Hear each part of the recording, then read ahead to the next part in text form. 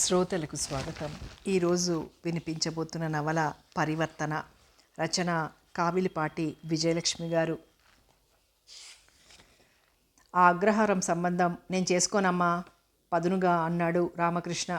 ఆ సంగతి మీ నాన్నకు చెప్పు బాబు, అంది పెదాల చాటును నవ్వుకుంటూ కామాక్షమ్మ.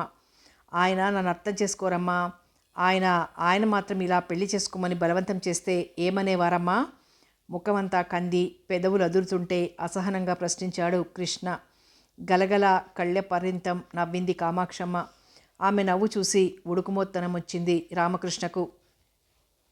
ఎంకాం పాస్ అయి ఓ పెద్ద కంపెనీలో ఉద్యోగం చేస్తున్న 25 ఏళ్ల రామకృష్ణ మారానికి ఆమె ముందు 12 ఏళ్ల పసివాడే ముఖం ముడుచుకొని పోన్లే నువ్వు అంతే అన్నాడు. కళ్ళు చెంగుతో ఒత్తుకుని, మా కాలంలో ఈ ఇష్టాలంటే ఏమిటో తెలియదు బాబు. పెద్దవాళ్ళేదో సంబంధం నిశ్చయించేవారు, వధూవరులిద్దరూ ఆ పెళ్లికి సిద్ధమయ్యేవారు. ఆ ఇష్టాలు, ప్రేమలు, తల్లిదండ్రుల్ని ఎదిరించి పెళ్ళిళ్ళు చేసుకోవడాలు మా కాలాల్లో లేవు బాబు. రిజిస్టర్ మ్యారేజీ అనే మాట నేను 4 బిడ్డల తల్లినయ్యాకే విన్నాను అని క్షణం తర్వాత, ఈ ఇంట్లో నా మాట ఎంత చెల్లుతుందో నీకు మాత్రం తెలుసు కదూ నాయనా, ఈ మాటేదో ఆయనకే చెప్పు అంది కామాక్షమ్మ. ఆమె ఉదాసీనంగా మారిపోయింది.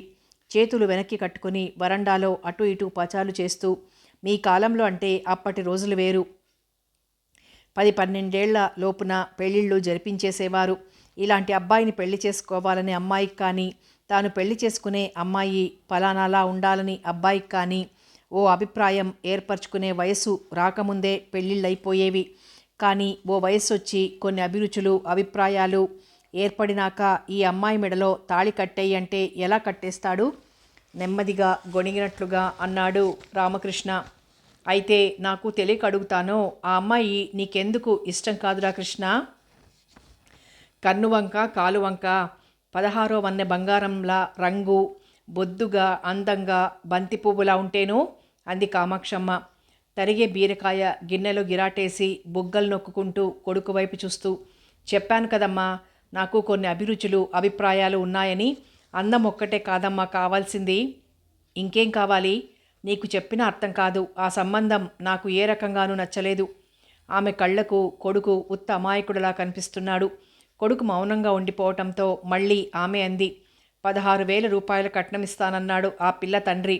ఒక్క ఆడపిల్ల, 2 కొడుకులతో సమానమైన వాటా ఆస్తిలో పెళ్లి కాకముందే రాసిస్తానన్నాడు. నిన్ను చూసి మోజుపడి నేను మీ నాన్న మంచివాళ్లమని విని అలా దేవుడిస్తున్నాడు గాని మన పాటి సంబంధం దొరక్కేమిట్రా? పలానా కారణంగా ఆ సంబంధం నాకు నచ్చలేదు అని చెప్పు, బాగుంది వింటాం. అంతేగాని కారణం ఏమిటో అది ఎలా చెప్పాలో అతనికే తెలియడం లేదు. అవాళ తల్లిదండ్రుల బలవంతంతో చూపులకెళ్ళాడు. అమ్మాయి అందంగానే ఉంది. చదువుకోని కారణంగా కాబోలు అమాయకంగా ముగ్ధలా కనిపించింది. చెప్పరా కృష్ణ, వాళ్ళకేదో కబురు ఇవాళ్ళన్నా చెప్పకపోతే బాగుండదు. ఆ మధ్యవర్త ఆయన 4 రోజులై కాళ్ళు అరిగిపోయేట్టు తిరుగుతున్నాడు అని విసుగ్గా కామాక్షమ్మ అనేసరికి కృష్ణ పరధ్యాస వదిలి వాస్తవంలోకొచ్చి, ఆ అమ్మాయికి చదువు లేదు, అందుకని మా వాడు ఇష్టపడలేదని చెప్పేయండమ్మా అన్నాడు విసుగ్గానే. ఉత్తరం ముక్క రాయటానికి, చాకలి పద్దు రాయటానికి చదువు సరిపోదా?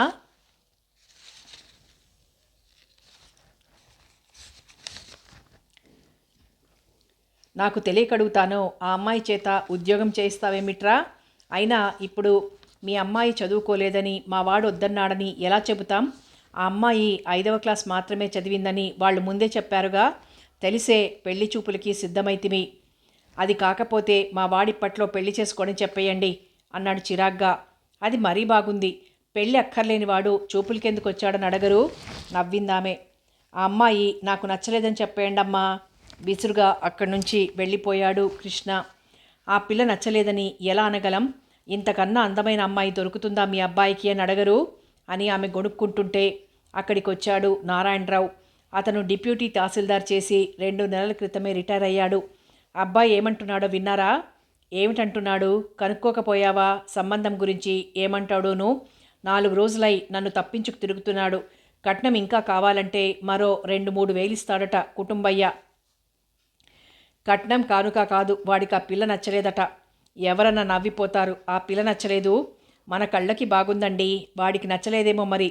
అతను తిన్నగా కొడుకు గదిలోకి వెళ్ళాడు. తండ్రిని చూస్తూనే తడబాటుగా లేచి నిల్చున్నాడు రామకృష్ణ. కొడుకు ముఖంలోకి నిశితంగా చూస్తూ, కృష్ణ, అమ్మతో ఏమిటో అన్నావట? ఆ అమ్మాయి, అదే మనం చూసిన అమ్మాయి నాకు నచ్చలేదు నాన్న. నారాయణరావు గారి ముఖం ఒక్కసారిగా పాలిపోయింది. ఒక్క క్షణం కొడుకు ముఖంలోకి చూసి సరే అని వెనుదిరిగి వెళ్ళిపోయాడు. తన గదికి 11 గంటలకి కామాక్షమ్మ వచ్చి భోజనానికి లేవండి అంది. సరే వడ్డించేయి అని కామాక్షమ్మ వెనకే భోజనానికి వచ్చాడు నారాయణరావు.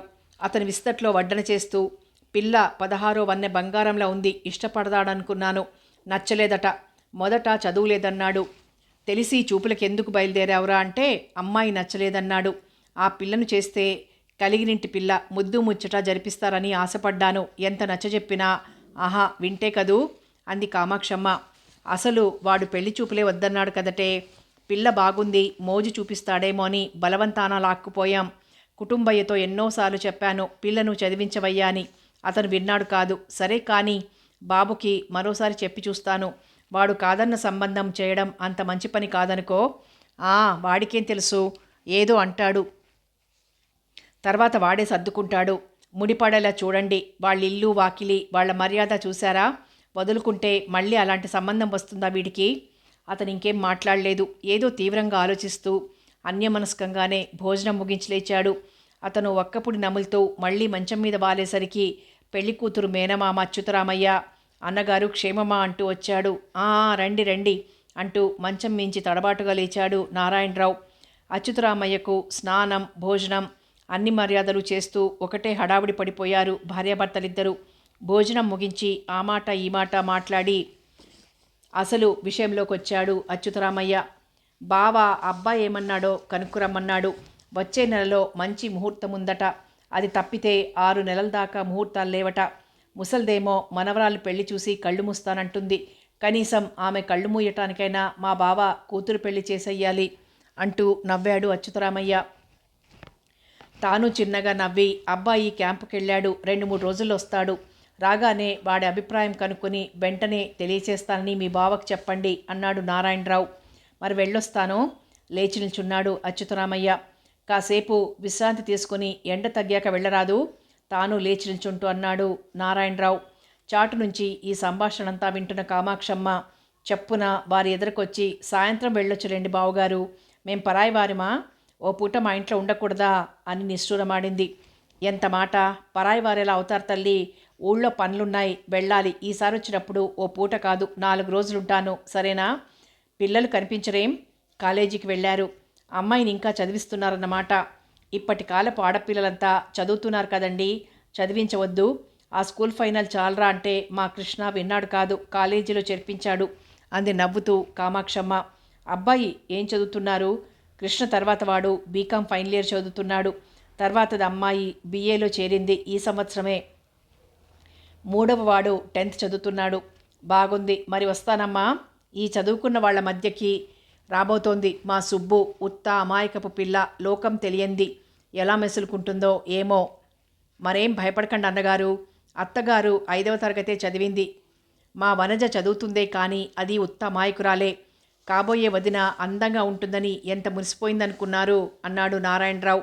అబ్బాయి రాగానే కబురు చేయండని మరోసారి చెప్పి వెళ్ళిపోయాడు అచ్యుతరామయ్య. మామయ్య రాక కోసం నిరీక్షిస్తోంది సుబ్బలక్ష్మి. ఆమెకు క్షణమొక యుగంలా అనిపిస్తోంది. ఆ పని ఈ పని కల్పించుకొని చేస్తూ ఇంట్లో తిరుగుతుందే కానీ ఆమె మనసంతా రామకృష్ణ వైపే ఉంది. ఎంత అందంగా ఆకర్షణీయంగా ఉన్నాడు రామకృష్ణ. ఒకవేళ రామకృష్ణ తాను నచ్చలేదంటే ఆ ఊహకే ఆమె కళ్ళల్లో నీరూరింది. నిన్న తల్లి తండ్రితో అనడంబింది, వాళ్ళకి మన సంబంధం చేయడం ఇష్టం లేదు కాబోలంది. అందుకే ఇవాళ రేపు అని నాంచుతున్నారు అని. తాను రామకృష్ణకు నచ్చలేదా? భగవాన్, అలా కాకూడదు. రామకృష్ణను నాకు భర్తను చేసేవంటే నీకు జన్మజన్మలకు కృతజ్ఞురాలనై ఉంటాను. అలా కనిపించిన దేవుణ్ణి మనసారా ప్రార్థించింది. మధ్యాహ్నానికే వస్తానన్న మామయ్య సాయంత్రం 6 అవుతున్నా రాలేదు. ఇలా ఆలోచనలలో వాకిట చువ్వలు పట్టుకొని నిల్చుని వీధి కిటికీ వైపు చూస్తోంది సుబ్బలక్ష్మి. చిన్నగా వానతుంపర ప్రారంభమైంది. వాన కూడా ప్రారంభమైంది.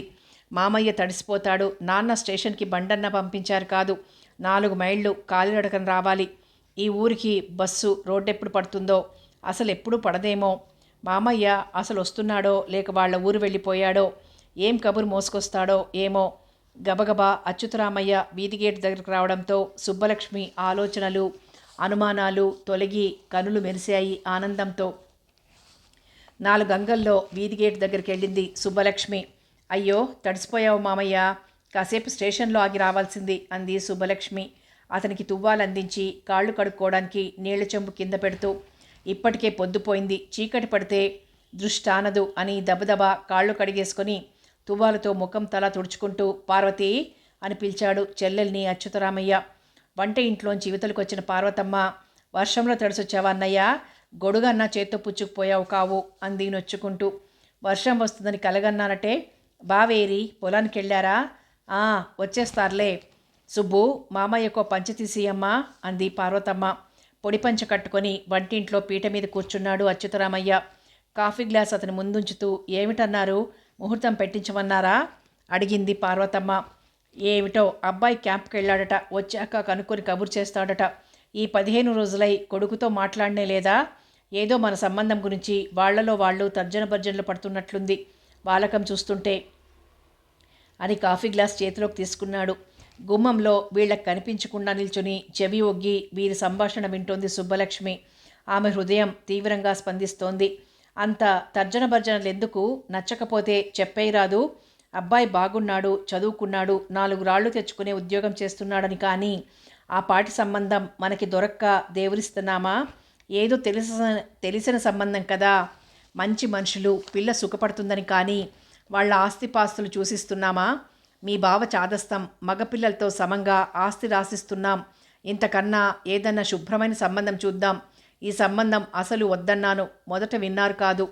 దడదడ అనేసి ఆగింది పార్వతమ్మ. ఆస్తిపాస్తులేం శాశ్వతం కానీ కుర్రాడు చాకులా బాగున్నాడే పార్వతి. ఆ అబ్బాయిని చూసిన దగ్గర నుంచి మన సుబ్బుకి తగిన జోడనిపిస్తుంది. 6 నూరైనా 100 ఆరైనా గట్టిగా ప్రయత్నించి ఈ సంబంధమే చేసేయాలి అన్నాడు అచ్యుతరామయ్య. అమ్మయ్య, గుండెల మీద చెయ్యుంచుకుంది సుబ్బలక్ష్మి. కాఫీ గ్లాస్ టేబుల్ మీద పెట్టి మౌనంగా వెళ్ళిపోతున్న కామాక్షమ్మ అమ్మా అని రామకృష్ణ పిలవడంతో వెనుదిరిగి నిల్చుని అతని ముఖంలోకి చూసింది. నా మీద కోపం వచ్చిందా అమ్మా? ఎవరి మీద కోపం ఉన్నా నేనేం చేయగలను బాబు? అయినా ఈ ఇల్లు సంసారం ఈడుస్తున్న వాడివి, బరువు బాధ్యతలు మొయ్యవలసిన వాడివి. నీ మీద కోపం తెచ్చుకుంటే మా దినాలు తీరొద్దు. చెప్పున ఆమె కళ్ళల్లో నీళ్లు తిరిగాయి. అలా నిష్ఠూరమాడి నన్ను నొప్పించకమ్మా. ఇప్పుడేం జరిగింది? నువ్వేం అలా ఉన్నావు? నాన్న ఉత్తినే నిద్రపోయారా? ఉత్తినే నిద్రపోలేదు. నువ్వు వెళ్ళిన క్షణం నుంచి, నువ్వు చెప్పిన మాట చెప్పిన దగ్గర నుంచి ఎందుకో ఆయన మనసు చెడగొట్టుకున్నారు. విపరీతంగా ప్రెషర్ వచ్చేస్తుంది. నిన్న రాత్రి నుంచి గుండెల్లో నొప్పి వస్తుందట. ఆమె గొంతు రుద్ధమైంది. డాక్టర్కి చూపించలేదా అని కలవరంగా తండ్రి గదివైపు నడిచాడు రామకృష్ణ కాఫీ గ్లాస్ చేత్తో పట్టుకునే. డాక్టర్ వచ్చి చూశారు. ఏమీ మాట్లాడించవద్దని, కదలనివ్వొద్దని చెప్పారు. నారాయణరావు గారు ఎందుకో వర్రీ అవుతున్నారంటూ ఆయనకి ఏమేమో చెప్పి వెళ్ళారు అని చెబుతూ అతన్ని అనుసరించింది కామాక్షమ్మ. నాన్న జబ్బపై మృదువుగా తట్టి పిలిచాడు రామకృష్ణ. ఉలికిపాటుగా కదిలి కనులు తెరిచి చూసి నువ్వా అన్నాడు నారాయణరావు. అక్కడి నుండి వెళ్ళిపోయింది కామాక్షమ్మ. ఆరోగ్యం బాగుండలేదా అని అతని పక్కలో చోటు చేసుకుని కూర్చున్నాడు రామకృష్ణ. బాగానే ఉంది, ఏదో కొద్దిగా ప్రెషర్ అంతే. ఎంతసేపై వచ్చింది అన్నాడు అతను నవ్వబోతూ. మీరేదో తీవ్రంగా ఆలోచించి వర్రీ అవుతున్నారు, లేకపోతే ప్రెషర్ ఎందుకు వస్తుంది అని ఇంకేమో అనబోయి ఆగాడు రామకృష్ణ. లేదు, ఏమీ ఆలోచించడం లేదు. కానీ మనసులో ఉన్నదేమిటో చెప్పండి నాన్న. ఎంతసేపై వచ్చావు? భోంచేసావా? ఓ అరగంట ఉంటుంది. నేను వచ్చి భోజనం చేస్తాలేండి, ఇంకా టైం కాలేదుగా. కానీ అని ఆగిపోయారేమిటి? 8,000 రూపాయలు ఎక్కడన్నా అప్పు పుట్టించగలవా? 8,000 అని తెల్లబోయినట్టయి చిన్నగా నవ్వుతూ, ఎందుకు, వనుజకు పెళ్లి చేద్దామనా అన్నాడు రామకృష్ణ. దాని పెళ్లి బాధ్యత నేనేం స్వీకరించగలను బాబు? ఆ బాధ్యత నీకే వదిలిపెట్టాను. మరెందుకు నాన్న 8,000? రామకృష్ణ చెయ్యి చేతిలోకి తీసుకుని మౌనంగా ఉండిపోయిన నారాయణరావు కళ్ళల్లో నీళ్లు నిలిచాయి. అరే, మీలో మీరే బాధపడితే నాకేం తెలుస్తుంది? చెప్పండి నాన్న అన్నాడు రామకృష్ణ తువ్వాల్తో అతని కన్నీళ్ళొత్తుతూ. మీ అమ్మ ఎక్కడుంది అడిగాడు నారాయణరావు. అవతల ఏదో పనిలో ఉన్నట్టుంది. అమ్మకి నేను చెప్పిన మాట చెప్పనని నా తల మీద చేయి వేసి చెప్పు. ఏమిటి నాన్న, అమ్మకి కూడా తెలియకూడని చిక్కు సమస్య అంటూ నారాయణరావు తల మీద చెయ్యుంచి చెప్పండి అన్నాడు. తాను ఎరిగిన దగ్గర నుంచి, తనకు ఊహ తెలిసిన దగ్గర నుంచి తల్లి తండ్రి వాదించుకోవడం, భిన్నాభిప్రాయాలతో ముఖాలు చాటు చేసుకోవటం చూడలేదతను. అతనికే ఆశ్చర్యంగా ఉంది. తల్లి వినకూడని రహస్యం అంటే అదేమిటో వినాలని కుతూహలంగానూ ఉంది. మీ అమ్మ మంచిదే, కానీ అక్కయ్య అంటే అంత అభిమానించదు అని ఆగాడు నారాయణరావు. ఆపై అతను చెప్పబోయే మాట కోసం ఉత్సాహంగా చూస్తున్నాడు రామకృష్ణ. అక్కయ్య అంటే అతని తండ్రికి మొదటి భార్య కూతురు. సుమారు తనకన్నా 10 ఏళ్లు పెద్దది. తండ్రి మౌనాన్ని సహించలేని వాడిలా, చెప్పండి నాన్న, అమ్మకు చెప్పనులేండి అన్నాడు రామకృష్ణ. తల్లి లేని పిల్ల కదా, దానికి కాస్త మంచి సంబంధం చేద్దామనుకుని అదే మాట మీ అమ్మకు చెప్పాను. 2-3 వేలకు కుదిరే సంబంధం చెయ్యండి, అంతకన్నా పెద్ద పరుగులకు పోవద్దని హెచ్చరించింది అని క్షణం తర్వాత ఆమె చెప్పినట్టు నడుచుకుంటే ఇప్పుడు ఈ సమస్య ఎదురయ్యేది కాదు అన్నాడు. మౌనంగా అతని మొహంలోకి చూస్తూ ఉన్నాడు రామకృష్ణ. నా సర్వీసులో తీర్చలేకపోతానా అని కుటుంబయ్య దగ్గర 8,000 అప్పు చేసి మీ అక్కయ్యకు ఆ ఇంజనీర్కి ఇచ్చి పెళ్లి చేశాను. ఈ అప్పు సంగతి మీ అమ్మకు తెలియదు. అల్లుడికి రహస్యంగా కట్నం చెల్లించి కట్నం తీసుకోలేదని బొంకాను. అప్పు తీర్చగలను అనుకున్నానే కానీ తీర్చలేకపోయాను బాబు. మీ అమ్మ అనారోగ్యం, కాన్పులు, ఎప్పటి సంపాదన అప్పుడే ఖర్చయిపోయేది. అయితే ఇప్పుడు తనను కుటుంబయ్య కూతురు మెడలో తాళి కట్టమని కాబోలు ఈ ఉపోద్ఘాతమంతా అనుకున్న రామకృష్ణ ముఖం కందింది. నేను చేసింది పొరపాటే, క్షమించు బాబు. చివాన్ లేచి నిల్చుని, సర్లేండి, జరిగిపోయిన దానికి ఏం చేస్తాం, వాయిదాల పద్ధతిన తీర్చేద్దాం అన్నాడు రామకృష్ణ. కష్టం బాబు, మనం నిలవ చేసి తీర్చలేం. 800 తెస్తున్నావంటే ఇంటి ఖర్చులు సర్దుకోవడమే అవుతుంది. ఈ పరిస్థితుల్లో మిగల్చడం కష్టం. కొడుకు వీపు మీద ఆప్యాయంగా చేత్తో రాస్తూ, నా మీద బాగా కోపంగా ఉంది కదూ బాబు అన్నాడు నారాయణరావు. నేను ఈ సంబంధం ఒప్పుకుంటే ఈ నిజం ఎప్పటికీ బయట పెట్టేవారు కాదు, అవునా నాన్న? అవును, నిజమే. బయటికి తెలియవలసిన అవసరం లేదు. ఇప్పుడు నన్నేం చేయమంటారు నాన్న?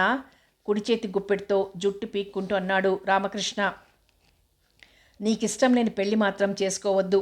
కాస్త ఆరోగ్యం సర్దుకున్నాక కుటుంబయ్య కాళ్ల మీద పడతాను. వెళ్ళి నువ్వన్నట్లు వాయిదాల పద్ధతిన అతను అప్పు తీరుస్తామని చెబుతాను. అతని ఇప్పటి వరకు వడ్డీ కట్టుకోలేదు, ఇటుపైన కట్టుకోవచ్చును. చప్పున ముఖం తిప్పి తండ్రి వదనంలోకి చూశాడు రామకృష్ణ. ఈ అరగంటలో అతని మొహం బాగా పీక్కుపోయింది. కనురెప్పలు ఉబ్బి కళ్ళు అగ్నిగోళాల్లా అయ్యాయి. అతనికి బాగా ప్రెషర్ ఎక్కువైంది. ఏం బాబు, అలా చేస్తాను, నువ్వేం దిగులు పడకు అని అబ్బా అంటూ గుండె చేత్తో రాసుకోసాగాడు. నొప్పొస్తుందా నాన్న? కలవరంగా అడిగాడు రామకృష్ణ. అవునన్నట్లు తల పంకించాడతను. 10 నిమిషాల్లో డాక్టర్ని తీసుకొచ్చాడు రామకృష్ణ. నారాయణరావుకి ఇంజెక్షన్ ఇచ్చి డాక్టర్ గుమ్మం దిగాడో లేదో కుటుంబయ్య వచ్చాడు. ఎవరికి సుస్థి, డాక్టర్ గారు ఎందుకు వచ్చారు అని కలవరంగా ప్రశ్నిస్తూ రామకృష్ణే జవాబిచ్చాడు. నాన్నగారికే ఒంట్లో బాగుండటం లేదు అని. ఏకాఎక్కిన నారాయణరావు గదిలోకి వెళ్ళి, ఏమిటి, ఎన్నాళ్ళ ఈ ఒంట్లో బాగుండలేదు అని నారాయణరావు జబ్బ మీద చేయి వేసి అడుగుతున్న కుటుంబయ్యని, రండి, ఆయనకి పూర్తిగా విశ్రాంతి కావాలి, గుండెల్లో నొప్పి వచ్చింది, మీకు జవాబు ఇవ్వలేరు అన్నాడు రామకృష్ణ. మధ్య హాల్లోకి వచ్చి ఈజీ చైర్లో కాళ్ళు జాపుకొని పడుకున్నాడు కుటుంబయ్య. అతను వద్దంటున్నా కాఫీ కాచిచ్చింది కామాక్షమ్మ. తండ్రితో మీరేమీ ఆలోచించకుండా మనసు నిర్మలంగా ఉంచుకోండి, ఆయనతో నేను మాట్లాడతానన్నాడు రామకృష్ణ నెమ్మదిగా. ఒక్కసారి రామకృష్ణ చెయ్యి పట్టి నొక్కి నీరు నిండిన కనులతో రామకృష్ణ వైపు చూశాడు నారాయణరావు. అంతా మీరనుకున్నట్లే జరిగిపోతుందిగా, ఎందుకలా బాధపడతారు అంటూ అతని కనుల నీరు ఒత్తాడు రామకృష్ణ. బాబూ అన్న నారాయణరావు గొంతు బొంగురుపోయింది.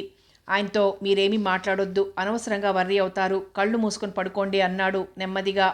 హాల్లో ఉన్న కుటుంబయ్య తమ సంభాషణ వినకూడదనే ఉద్దేశంతో, ఏ విషయంలో మా గురించి త్యాగం చేసినా సహించగలను, కానీ పెళ్లి విషయంలో నువ్వు త్యాగం చెయ్యొద్దు బాబు, ఎలానో అలా అప్పు తీర్చేద్దాం, నెమ్మదిగా చెప్తాను అని ఇంకా ఏమో చెప్పబోతున్న నారాయణరావుని వారిస్తూ, ష్, అంతా నేను చూసుకుంటానని చెప్పానుగా అని కుటుంబయ్య కూర్చున్న హాల్లోకి వెళ్ళిపోయాడు రామకృష్ణ. అంతా నేను చూసుకుంటాను అన్న కొడుకు మాట అమృతపు జల్లులా కురిసింది అతని చెవుల్లో. బాబు, నువ్వు చాలా పెద్ద ఉద్యోగస్తులు అయిపోయి ఎన్నో సుఖాలు అనుభవించాలరా అనుకున్నాడు మనసులో. వెళ్ళి భోజనం అయిందనిపించొచ్చి మళ్ళీ కుటుంబయ్య ఎదుట కూర్చున్నాడు. అతను పెళ్లి గురించి, తనకు శ్రీమతిగా రాబోయే అమ్మాయి గురించి ఏవేవో కలలు కన్నాడు. అవన్నీ సమాధి చేసి ఇప్పుడు 8,000 రూపాయల అప్పు కోసం, తండ్రి మర్యాద కాపాడటం కోసం సుబ్బలక్ష్మి మెడలో తాళి కట్టడమా? లేక 8,000 అప్పు తానెలా తీర్చగలడు? వాయిదాల పద్ధతిని ఇస్తామంటే మరొకప్పుడైతే ఏమో కానీ వాళ్ల సంబంధాన్ని తిరస్కరించాక అంగీకరిస్తాడా కుటుంబయ్య? రామకృష్ణ మనస్సులో తీవ్రమైన సంఘర్షణ బయలుదేరింది. అమ్మాయి కామాక్షి రామ్మ పిలిచాడు కుటుంబయ్య. వచ్చి కొడుకు పక్కన కూర్చుంది కామాక్షమ్మ. వచ్చే నెలలో భేషైన ముహూర్తముందమ్మా. బావకి చెప్పి అది నిశ్చయం చేయమంటాడేమో కనుక్కుందామని వచ్చానన్నాడు కుటుంబయ్య. కొడుకు మొహంలోకి చూసింది కామాక్షమ్మ. నాన్నగారు ఆరోగ్యం కొంచెం కుదుటపడితే అని ఒక్కసారి కుటుంబయ్య వైపు చూసి చూపులు వాల్చుకున్నాడు రామకృష్ణ. నువ్వు సరే అంటే పెళ్లి ఏర్పాట్లు ఎంతసేపు చేయాలోయ్? ఇంకో 2 రోజుల్లో మీ నాన్న లేచి కూర్చోడు అన్నాడు కుటుంబయ్య. నాన్న ఆరోగ్యం సర్దుకుంటే వారు అనుకున్న ముహూర్తానికే కానియండమ్మా అనేశాడు రామకృష్ణ. కొడుకు ముఖంలోకి ఆశ్చర్యంగా, ఇంకా ఇంత తొందరగా ఇలాంటి నిశ్చయానికి ఎలా వచ్చాడు అని తెల్లబోయి చూసింది కామాక్షమ్మ. శబాష్, నువ్వోయ్ కరెక్ట్ అయిన మనిషివి. 15 రోజులై కాళ్ళరిగిపోయేలా తిరుగుతున్నాం మీ నాన్న దగ్గరకు. అతి చెప్పడు, గతి చెప్పడు. పోనీ కట్నమేమన్నా ఎక్కువ కావాలంటారో ఏమిటో అంటే అది చెప్పడు అని నవ్వి లేచి నిల్చుని మరి వస్తానమ్మా అన్నాడు కుటుంబయ్య. వినయంగా నిల్చున్న రామకృష్ణ భుజంపై తట్టి వెళ్ళిపోయాడు కుటుంబయ్య. ఏరా కృష్ణ, మనసు మార్చుకున్నావేమిట్రా అడిగింది కామాక్షమ్మ. నవ్వి ఊరుకున్నాడు రామకృష్ణ. తర్వాత లేచి తన గదిలోకి వెళ్ళి పడుకున్నాడు. అతనికి అలసటగా, చిరాగ్గా, మనసంతా బరువుగా ఉంది. మధ్యాహ్నం 4 గంటల వేళ నారాయణరావుకి హార్లిక్స్ కల్పిస్తూ, అబ్బాయి సమ్మతించాడండి పెళ్లికి. ఆ సంగతి మామగారికి చెప్పాడు అంది కామాక్షమ్మ. పాపం వాడుత్త అమాయకుడు అని మాత్రం అన్నాడు నారాయణరావు. అతనెందుకు అలా అన్నాడో అర్థం కాలేదు కామాక్షమ్మకు. పైగా అమాయకత్వం తెలివి తక్కువ అంటారేమిటి? అందమైన పిల్ల బోలెడు కట్నం ఆస్తి తీసుకొస్తుంటేనో అంది నవ్వుతూ. అతను మాట్లాడలేదు. హార్లిక్స్ తాగి ఒత్తిగిలి పడుకొని కళ్ళు మూసుకున్నాడు. తండ్రి తల్లితో, ఒసేవ్ పార్వతి, వియ్యంకుడు ఇన్నాళ్ళై తిప్పుతున్నాడు గాని అల్లుడు కరెక్టైన మనిషే, ముహూర్తం నిశ్చయం చేయండి అని ఒక్క మాటలో తన సమ్మతిని తెలియజేశాడు అని చెప్పడం విన్న సుబ్బలక్ష్మి ఆనందానికి అవధుల్లేవు. ఏవేవో మధురమైన ఊహలు రామకృష్ణ చుట్టూ అల్లేసుకుని పరవశించిపోతోంది. పరధ్యాసగా ఉంటున్న చెల్లెల్ని అన్నలిద్దరూ హాస్యాలు పట్టిస్తున్నారు. బుంగమూతి పెట్టి కోపం అభినయిస్తోంది సుబ్బలక్ష్మి. కట్నం డబ్బు అమ్మాయి పేర బ్యాంకులో వేసేయండి అంది పార్వతమ్మ. మళ్ళీ అదో తంటా తెచ్చిపెట్టకు విసుక్కున్నాడు కుటుంబయ్య. నారాయణరావు ఆరోగ్యం తొందరగా చక్కబడకపోతే తాను నిశ్చయించిన ముహూర్తం తప్పిపోతుందనే కలవరంతో మీ ఆరోగ్యం ఎలా ఉంది అని 2 రోజులు వరుసగా 2 ఉత్తరాలు రాసి 3వ రోజు తాను బయలుదేరిపోయాడు అతన్ని చూడటానికి. హమ్మయ్య, పథ్యం తిన్నారా? ఎలా ఉంది వంట్లో? నిజంగా హడలిపోతున్నాననుకోండి అన్నాడు కుటుంబయ్య వస్తూనే. ఎందుకట? అదే నవ్వుతో ప్రశ్నించాడు నారాయణరావు. ముహూర్తం నిశ్చయమైపోయింది. పెళ్లి ఏర్పాట్లన్నీ జరిగిపోతున్నాయి. మీరు చూస్తే ప్రెషర్ని మంచమెక్కారు. కుటుంబయ్య గొంతు వినిపించి హడావిడిగా యువతలకొచ్చి, అంతా బాగున్నారా అన్నయ్య గారు అడిగింది కామాక్షమ్మ. అంతా బాగేనమ్మా. పౌర్ణమి వెళ్ళిన పంచమి నాడు ముహూర్తం నిర్ణయమైంది. ఇదిగో లగ్నపత్రిక అంటూ జేబులోంచి ఓ 4 మూలల పసుపు రాసిన కాగితం తీసి ఆమె చేతికిచ్చాడు కుటుంబయ్య. ఆమె భర్త చేతికిచ్చింది. అబ్బాయి ఏడి అడిగాడు కుటుంబయ్య. వాడు పగలంతా సాధారణంగా ఇంట్లో ఉండడు. ఉదయం వెళ్ళి సాయంత్రానికో ఏ అర్ధరాత్రికో వస్తుంటాడు. వాడి బాస్ వాణ్ణి ఒక్క క్షణం వదలడు. లేండి, కాళ్ళు కడుక్కోండి అని వడ్డించేయవే అన్నాడు భార్యతో నారాయణరావు. మొహమాట పడుతూనే భోజనానికి లేచాడు కుటుంబయ్య. భోజనం చేస్తూ, అప్పగింతల బట్టలకి డబ్బిచ్చేస్తాను, మీకు నచ్చినవి కొనుక్కోండి. అబ్బాయి సూట్లకు కూడా ఇచ్చేస్తాను. నేను పల్లెటూరి వాణ్ణి. నాకు బట్టల ఎంపకం ఇప్పటి కుర్రాళ్ళ ఫ్యాషన్లు తెలియవు అని కామాక్షమ్మ ముఖంలోకి చూశాడు. అలానే చెయ్యండి అంది సంతోషంగా కామాక్షమ్మ. అతను తర్వాత అల్లుడి సూట్ల కోసమని 1000 రూపాయలు, అప్పగింతల బట్టలకని 1000 రూపాయలు నారాయణరావు చేతికిచ్చాడు. మీకు తెలియందేముంది, ముందుగా కట్నం సొమ్ము చెల్లించడం ఆచారం కదా అన్నగారు అంది కామాక్షమ్మ అతను లేచి వెళ్ళబోతుంటే. అలానే లేమ్మా, శుభకార్యం తలపెట్టాక ఇక పట్నానికి రాక వీలవుతుందా? రేపు వచ్చినప్పుడు తీసుకొస్తాను అన్నాడతను. సంతోషం, అలాగే చెయ్యండి అందామె. కుటుంబయ్య వెళ్ళిపోయాక కట్నం సొమ్ము అని నువ్వెందుకన్నావు? అతనే ఇచ్చేవాడుగా అన్నాడు నారాయణరావు భార్యను మందలింపుగా. బాగుందండి, అడక్కపోతే అతను పెళ్ళి రేపో ఎల్లుండో అనగా ఇస్తే మనం అమ్మాయికి నగా నట్రా పట్టు చీరలు కొనొద్దు అందామే. అన్నట్లుగానే మర్నాడు కట్నం డబ్బు అంటూ నారాయణరావు చేతిలో కొన్ని 100 రూపాయల కాగితాలుంచాడు కుటుంబయ్య వచ్చి. అతను ఆ డబ్బు లెక్క పెట్టుకొని పెట్లో పెట్టి తాళం వేసుకున్నాడు. టైప్ చేసిన కాగితాలు టేబుల్ మీద పెడుతూ, ఈ ముభావం మౌనవ్రతం నేను భరించలేనబ్బా, కాసేపు మాట్లాడండి కృష్ణ అంది లీల అతని ఎదర కుర్చీలో అటూ ఇటూ ఎవరూ లేకుండా చూసి కూర్చుంటూ. లీల అందంగా చలాకీగా అందరినీ నవ్వుతూ ఉంటుంది. బిఏ పాస్ అయి టైపు నేర్చుకుని టైపిస్ట్గా ఆ కంపెనీలో ఉద్యోగం చేస్తుంది. 2 సంవత్సరాలుగా. ఆమె తండ్రి స్కూల్ మాస్టర్, ఉద్యోగం చేసి రిటైర్ అయ్యాడు. 2 తమ్ముళ్లను చదివిస్తుంది. ఆమెకు రామకృష్ణ అంటే ఎంతో ఇష్టం. కాదంటే ప్రేమిస్తుందనవచ్చు. రామకృష్ణకు ఆ అమ్మాయితో కబుర్లు చెప్తూ కూర్చుంటే గంటలు నిమిషాలా దొర్లిపోతాయి. అంత సరదాగా మాట్లాడే రామకృష్ణ ఎందుకు కొన్ని రోజులుగా ముభావంగా ఉండిపోతున్నాడో అర్థం కాని లీలా ఇవాళ అసలు ఎందుకు అతను అలా ఉండిపోతున్నాడో తెలుసుకోవాలనే నిశ్చయానికి వచ్చింది.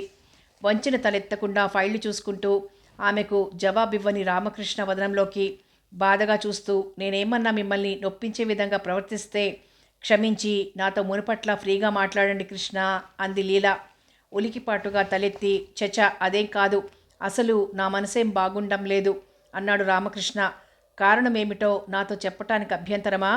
మనిషి పరిస్థితులకు బానిసైపోతాడు, నిజమే కదూ లీలా? పిరికివాడైతే పరిస్థితులు ఎదుర్కొని తానెన్నుకున్న మార్గాన పయనించగలగటమే ధీర లక్షణం. అటువంటి ధీరులు కోటికొక్కరుండరేమో. ఉదాహరణకి మీకు అందం, విద్య, సంస్కారం, సాంప్రదాయం అన్నీ ఉన్నాయి. అందం, విద్య, ఉద్యోగం, హోదా అన్నీ ఉన్న వ్యక్తిని వివాహం చేసుకుని సుఖపడవచ్చు. కానీ ఎందుకు ఈ ఉద్యోగం చేస్తున్నారు? పరిస్థితులకు లొంగిపోయే కదూ. ఇలా అన్నానని మరోలా ఫీలవకండి లీలా. నా సంగతి వదిలేయండి, మీలాంటి మగవారి సంగతి నేను మాట్లాడేది అంది లీల. ఆమె వదనం చిన్నబోయింది. అది గ్రహించాడు రామకృష్ణ. ఆమె చెయ్యి తన చేతిలోకి తీసుకోవాలని చెయ్యి ముందుకు చాపి చప్పున మళ్ళీ వెనక్కి తీసుకున్నాడు. ఇదివరకైతే ఎప్పుడన్నా లీల తన కుటుంబ పరిస్థితులు చెప్పి విచారించేటప్పుడు, కాగితాలు తప్పుగా టైప్ చేసి తాను విసుక్కుంటే చిన్నబోయి తలవాల్చినప్పుడు రామకృష్ణ ఆమె చేతిని తన చేతిలోకి తీసుకుని చనువుగా అనునయించి ఆమె మళ్ళీ వచ్చేదాకా వదిలేవాడు కాదు. అతను అలా చెయ్యి వెనక్కి తీసుకోవటం చూసిన లీల మనస్సు చిబుక్కుమంది. చప్పున ఆమె కళ్లల్లో నీరు తిరిగింది. తొందరపాటుగా మీరిచ్చిన చనువుతో ఏదో అనేశాను, క్షమించండి లీలా అని ఫోన్ మోగడంతో సాయంత్రం నెహ్రూ పార్కులో మాట్లాడుకుందాం, వస్తారు కదూ అన్నాడు రామకృష్ణ. ఆమె సంతోషంగా తలూపి వెళ్ళిపోయింది. అతను ఆమె కలిసి షికారుగా పార్కు వైపు వెళ్ళటం, కబుర్లు చెప్పుకొని నవ్వుకోవటం పరిపాటి. రామకృష్ణ, లీల ఇద్దరి వ్యక్తిత్వం తెలిసిన ఎవ్వరూ వారిని అనుమానించరు. లీల అందరితోనూ కలుపుగోలుగా మాట్లాడుతుంది, కానీ ఎప్పుడూ హద్దులు మీరి వ్యవహరించదు. పైగా ఆమె బాస్కి దూరపు చుట్టం కావటం వలన ఆమెనెవ్వరూ ఏమనటానికి సాహసించరు. సాయం సూర్యుని లేత కిరణాలు ప్రకృతిపై వెన్నెలలా పరుచుకుంటున్నాయి. గుబురుగా ఉన్న పొదచాటున పచ్చికపై ఒత్తిగిలి పడుకున్నాడు రామకృష్ణ. అతనికి కొంచెం దగ్గరలో కూర్చుంది లీల. చిరుగాలికి ఆమె ముంగురులు కదిలి పాలాన్ని తాకుతున్నాయి. లేత కిరణాల కాంతి పడి ఆమె చెక్కిళ్ళు మెరుస్తున్నాయి. సన్నగా అందంగా ఉండే వేళ్లతో పచ్చిక చిదిమి మునిపంటితో కొరుకుతూ, మీకు ఎదురైన సమస్య ఏమిటో, ఎందుకలా డల్గా ఉంటున్నారో చెప్పరా కృష్ణ అని. నాకు సమస్యలు ఒక లెక్కలోనివి కావు. ప్రతిరోజు ప్రతిక్షణం నాకు ఆర్థిక సమస్య వేధిస్తూనే ఉంటుంది. తర్వాత మీరన్నట్లు వయస్సు మీరిపోతుంది, పెళ్ళి కాదేమో. జీవితాంతం లీల మన కోసం ఇలా మోడులా ఉండిపోవడమేనా అని అమ్మ నాన్న అనుకుని బాధపడే మాటలు నన్ను బాధిస్తుంటాయి. నిజమే కాబోలు అనిపిస్తే అయితే చూడండి, అవన్నీ మర్చి నేనెలా నవ్వుతూ తిరిగేస్తానో అంది అతని ముఖంలోకి చూస్తూ. అదృష్టవంతులు బరువుగా ఊపిరి పీల్చి వదిలాడు రామకృష్ణ. మీరు మాత్రం అలాంటి అదృష్టవంతులు ఎందుకు కాకూడదు? ఇంతకీ మీకు ఎదురైన ఆ క్లిష్ట సమస్య ఏమిటి? నాకు పెళ్ళి నిశ్చయమైంది లీలా. ఒక్కసారిగా లీలవదనం పాలిపోయింది. 2 క్షణాలు ఏమీ మాట్లాడలేకపోయింది. తర్వాత పెళ్లి నిశ్చయమైతే ఆ దిగులు నిరుత్సాహం ఎందుకు అని ప్రశ్నించింది లోతుకుపోయిన స్వరంతో. నాకు ఇష్టం కాని పెళ్ళి. ఎందుకు చేసుకోవాలి? వద్దని చెప్పేయండి. 8,000 అప్పు తీర్చలేక అని ఆమెతో చెప్పడానికి సిగ్గుపడ్డ రామకృష్ణ, తప్పదు, నాన్నగారు వాళ్లకు మాటిచ్చారు. నవ్వి, బాగుంది, మీ ఇష్టాలతో ప్రమేయం లేకుండా మీ నాన్నగారు వాళ్ళకి మాటెలా ఇచ్చారు? ఈ విషయంలో మాత్రం మీరు మీ నాన్నగారి గౌరవం కాపాడనక్కర్లేదు. ఆయన ఇచ్చిన మాట కోసం మీ జీవితం బలిపెట్టుకోకండి. అలాంటి తెలివి తక్కువ పనిచేసి జీవితాంతం నరకం అనుభవించకండి. వివాహం అయ్యాక ఆ అమ్మాయితో కాపురం చేసేది మీరా, మీ నాన్నగారా? ఆలోచించండి కృష్ణ. మరే విషయంలో తొందరపడ్డా కాలు వెనక్కి తీసుకోవచ్చు, కానీ వివాహ విషయంలో మాత్రం ఖచ్చితంగా వ్యవహరించాలి. రేపొద్దున ఇష్టం లేని ఆ అమ్మాయితో కాపురం ఎలా చేస్తారు? గబగబా అంది లీల. ఆమె గొంతులో ఆవేశపు జీర. ఆముదం తాగినట్లు, విషం మింగినట్లు పేలవంగా నవ్వాడు రామకృష్ణ. మీ నాన్నగారికి ఎదురు చెప్పలేరా? పోనీ నేను చెప్పనా ఆయనతో మీకు ఈ పెళ్లి ఇష్టం లేదని? వద్దు లీలా, చెప్పానుగా. ఒక్కొక్కప్పుడు పరిస్థితులు మనిషిని చిత్తుగా ఓడిస్తాయని, బానిసను చేసుకుంటాయని. ఏమిటా పరిస్థితులు? చెప్పండి కృష్ణ. నాకు అవకాశం ఉన్నదైతే ఏ సహాయమైనా చేస్తాను. నన్ను దేవుడు కూడా కాపాడలేడు ఈ పరిస్థితుల్లో. ఆ చదువు సంస్కారం లేని పల్లెటూరి మొద్దు సుబ్బలక్ష్మి మెడలో తాళి కట్టాల్సిందే. లేకపోతే మా కుటుంబ మర్యాద బజార్ పాలకాక తప్పదు. అంటే అంటే ఏమిటి కృష్ణ? నాకు అర్థం కావటం లేదు. ఆ అమ్మాయి మెడలో ఎందుకు తాళి కట్టాలి? మౌనంగా ఉండిపోయాడు రామకృష్ణ. ఆర్థికంగా వాళ్ళకేమైనా మీరు రుణపడ్డారా? 2 క్షణాలు అతని ముఖంలోకి పరిశీలనగా చూసి అడిగింది లీల. ఆహాహా, లేదు లేదు, కంగారుగా అన్నాడు రామకృష్ణ. అలా అయితే చెప్పండి, మన బాస్ని సహాయం చేయమని నేను అడుగుతాను. ఒక స్నేహితురాలిగా ఆ మాత్రం సహాయం నా నుంచి స్వీకరించలేరా కృష్ణ? థ్యాంక్స్. నా జీవితంలో వెలుగురేఖలా మీ స్నేహం నాకెప్పుడూ కావాలని కోరుకుంటాను లీలా అంటూ ఆమె చెయ్యి పట్టి మృదువుగా నొక్కి వదిలేశాడు రామకృష్ణ. అసలు ఈ పెళ్ళి ఎందుకు తప్పించుకోలేరు? ఆ విషయం చెప్పండి. అతను జవాబివ్వలేదు. కర్చీఫ్తో ముఖం కళ్ళు తుడుచుకున్నాడు. పోన్లేండి, అభ్యంతరమైతే అంది నిష్ఠూరంగా లీల. అభ్యంతరమేం లేదు, కానీ మరి ఎందుకులేండి, ఏదన్నా పిక్చర్కి పోదామా? ఇవాళ ఇంటికి వెళ్ళాలంటే భయంగా ఉంది అంటూ లేచి నిల్చున్నాడు రామకృష్ణ. ఎందుకు భయం? అని నవ్వి తాను లేచి నిల్చుంది లీల. ఆ అమ్మాయి చీరలు నగలు కొనుక్కోవటానికి మన ఊరొస్తుంది, మా ఇంట్లో తిష్ట వేసి ఉంటుంది. ఆ అమ్మాయిని నిష్కారణంగా అన్యాయం చేయకండి కృష్ణ. ఆ అమ్మాయిని చూడటానికి ఇష్టపడని మీరు ఆమెతో కాపురం ఎలా చేస్తారు? అదే నాకు తోచటం లేదు, పిచ్చెక్కేటట్టుంది అంటూ ముందుకు నడిచాడు రామకృష్ణ. ఎన్ని ప్రశ్నలు వేసినా తానెందుకు ఆ ఇష్టం లేని పెళ్లికి సిద్ధమయ్యాడో చెప్పనే లేదు రామకృష్ణ. ఎంత దగ్గర స్నేహమైనా, ఎంత చనువున్నా వ్యక్తిగత విషయాలు ప్రశ్నించటం తనదే పొరపాటేమో అని తనను తానే మందలించుకుంది లీల. అంతేకాదు, ఇంతకాలంగా రామకృష్ణపై తీయని మమత, ప్రేమ పెంచుకుంటున్న తన మనసుపై జాలిపడింది. తన ఆరాధనకి అర్థం లేదు. తానెక్కడా, రామకృష్ణ ఎక్కడా? నిత్యం దరిద్రంతో తలమునకలవుతుంది తను. దర్జాగా, నీట్గా, ఖరీదైన బట్టలతో ఆఫీస్కి వస్తాడు రామకృష్ణ. ఎంకామ్ పాస్ అయి మంచి జీతం తెచ్చుకుంటున్నాడు. తాను అతని పక్కన ఎలా నిలవగలదు? టైపిస్టు లీల పేద స్కూల్ మాస్టర్ కూతుర్ని ఆఫీసర్, మేనేజర్ హోదాలోకి రాబోతున్న రామకృష్ణ పెళ్లి చేసుకున్నాడంటే నలుగురు నవ్వరు. తాను పుట్టుకతోనే దురదృష్టవంతురాలు. ఏమిటి ఆలోచిస్తున్నారు? నా గురించా? అని నవ్వి, పదండి సినిమాకి పోదాం అన్నాడు రామకృష్ణ. మరొక రోడ్డు వైపు మౌనంగా తలవంచి మళ్ళబోతున్న లీలతో ఆమె అతన్ని అనుసరించింది. యాంత్రికంగా పెద్దలు ఏం చెబితే అది చేస్తూ గంభీరంగా, ముభావంగా ప్రవర్తించాడు రామకృష్ణ. ఆ పెళ్లి తంతు జరుగుతున్నంతసేపు సుబ్బలక్ష్మి చేత తన గిన్నెలో పరమాన్నం పెట్టించటం, కిళ్ళీలు కొరికించి ఇద్దరి చేత ఎంగిలి తినిపించటం, ఇద్దరినీ గదిలో పెట్టి తలుపులు ముయ్యటం, ఈ ఆడవాళ్లు చేసే హడావిడంతా అసహ్యంగా, చిరాగ్గా అనిపించింది రామకృష్ణకు. అసలు ఈ తంతు, ఆ తతంగానికి తానెందుకు తలొగ్గాడు? ఆ అమ్మాయి చిన్నపిల్ల అనే సాకుతో పెళ్ళొక్కటైపోతే తిరిగి వచ్చేద్దామనుకున్నాడు. ఆ అమ్మాయిని కాపురానికి తీసుకురావటానికి కొన్ని సంవత్సరాలు వాయిదా వేయొచ్చనుకున్నాడు. పెళ్లికి బయలుదేరి ఈ ఊరొచ్చేటప్పుడు కానీ ఎవ్వరూ తన గోడు వినేట్టులేరు. లాంఛనాలు, పట్టుచీరలు చూసి మురిసిపోయి వాళ్ళన్న ప్రతి మాటకు ఊకొట్టేసి తనను నోరు మూసుకొని పడి ఉండమన్నారు. రోటిలో తలదూర్చాక రోకటి పోటుకు వెరపెందుకు అన్నట్లు తాను మౌనంగా ఉండిపోయాడు. కానీ ఇప్పుడు ఆ అమ్మాయికి ఏమిటి చెప్పడం, ఎలా తప్పించుకోవటం? అసలే పల్లెటూరి పిల్ల, చదువుకున్నది కాదు. తానేం చెప్పినా అర్థం చేసుకుంటుందా? తాను చెప్పిన మాట అర్థం చేసుకుని గుట్టుగా మసులుకుంటుందనే నమ్మకం లేదతనికి. మూసిన తలుపుల దగ్గర నిల్చున్న సుబ్బలక్ష్మి వైపు ఇబ్బందిగా, ఇంకా చిరాగ్గా చూశాడు. కళ్ళు ముక్కు పైట చెంగుతో తుడుచుకుంటోంది సుబ్బలక్ష్మి. ఆ పిల్ల ఏడుస్తోంది. కంగారు పడ్డాడు రామకృష్ణ.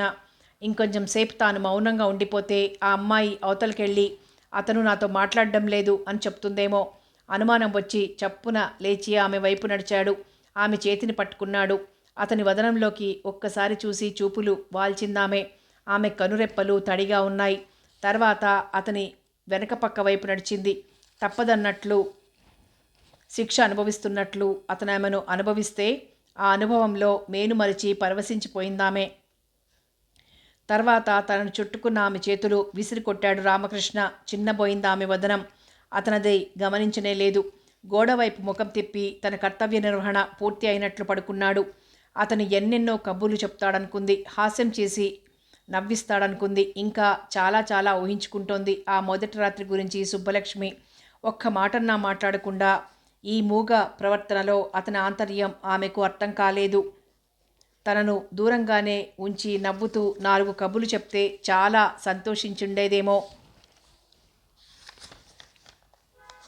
అతను బాగా చదివినవాడు, నాగరికత తెలిసినవాడు. తాను అతనికి తగినది కాదేమో, అందుకని తనతో మాటలేమిటని అనుకునుంటాడు. అలా అయితే తన మెడలో తాళెందుకు కట్టాలి? ఇలాంటి ఆలోచనలతో చాలాసేపు వేగిపోయి చివరికి తలుపుల దగ్గర పొంచి ఉన్న ఆడవాళ్లు వింటారని మౌనంగా ఉండిపోయి ఉంటారు అని సరిపెట్టుకుంది. కానీ ఆ రాత్రంతా ఆమెకు నిద్ర పట్టలేదు. మనస్సంతా కలతబారిపోయింది. అతను నిద్రపోలేదు. ఆమె శరీరం మెత్తగా తన శరీరాన్ని తాకుతుంటే ఏదోలా ఉంది. కొంచెం వెనక్కి జరుగు, నాకు తగలుకు అని చెప్పాలనుకున్నాడు. కానీ ఆమెతో మాట్లాడాలంటేనే పెదవులు వినటం లేదు. పాపం తానేం చేసింది అనే ఆలోచనే రాలేదతనికి. తెల్లవారి వారిద్దరి ముఖాలు చూసి ముసిముసిగా నవ్వుకున్నారందరూ. నిద్రలేమి వలన కనులు ఎర్రబారి ముఖమంతా పీక్కుపోయి అలసటగా ఉన్నాయి వారి వదనాలు. ముఖం కడిగి కాఫీ తాగి బ్యాగ్ సర్దుతున్న రామకృష్ణను, అవన్నీ ఇప్పుడు సర్దడం ఎందుకులే, కాసేపు నిద్రపో కృష్ణ అంది సీత.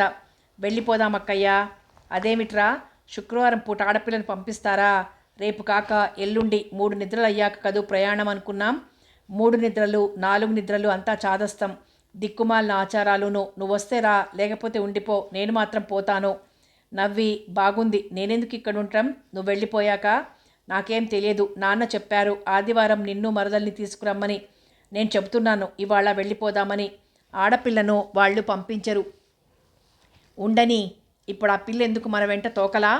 తోక తగిలించుకున్నాక కత్తిరించడం తేలిక కాదు రామకృష్ణ. నన్ను అల్లరి పెట్టక ఈ 2 రోజులు కళ్ళు మూసుకుని ఉండు నాయనా.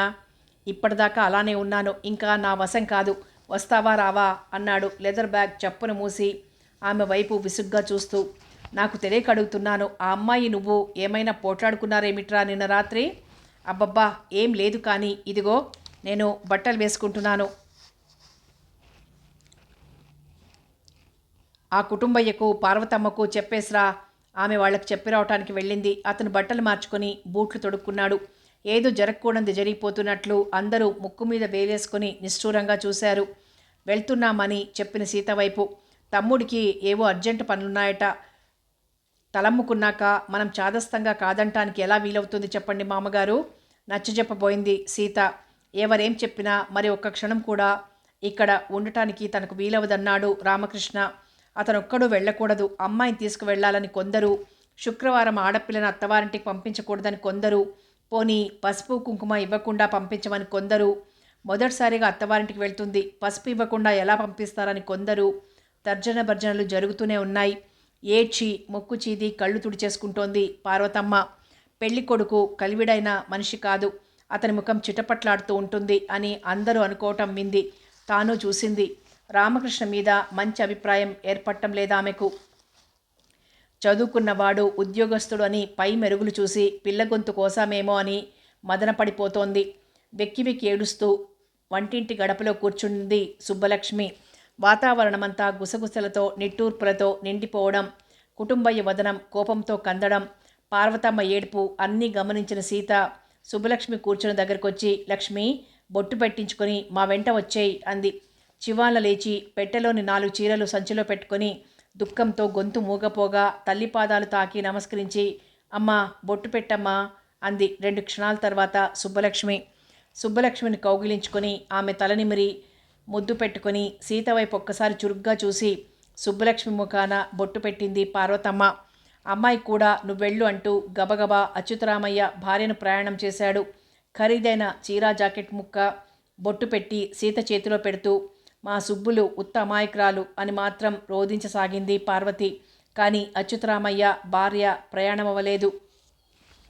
మరేం దిగులు పడకండి అత్తయ్యా, పరిచయం లేని వాళ్ళమా కొత్త వాళ్ళమా? అత్తయ్య, వాడి మనసు ఉత్త వెన్నపూస లాంటిది. ఉద్యోగస్తులకి మంచి చెడ్డలంటే ఎలా కుదురుతాయి చెప్పండి? వాడు ఉండలేదని మరేం అనుకోకండి అంది సీత ఆమె భుజంపై చెయ్యి వేసి. 3 నిద్రలు అవ్వకుండా శుక్రవారం పూట ఆడపిల్ల అత్తవారింటికి వెళ్తోంది అని అగ్రహారపు ఆడవాళ్లంతా వింతగా గుసగుసలాడి నవ్వుకున్నారు. పెళ్లి కొడుకు పెద్ద పొగరబోతు అనుకున్నారు. కుటుంబయ్య పైన జాలి సానుభూతి వ్యక్తం చేశారు. పిల్లల్ని కంటాం కానీ వారి కర్మల్ని కంటామా? విచారించకు అంటూ. తోబలో ఒక స్టేషన్లో 3 కాఫీలు తెప్పించాడు రామకృష్ణ. నాకు కాఫీ తాగే అలవాటు లేదంది సుబ్బలక్ష్మి. టిఫిన్ ఏమన్నా కావాలా అక్కయ్యా అని అడిగాడు సీతను రామకృష్ణ. కథ కొనసాగుతుంది.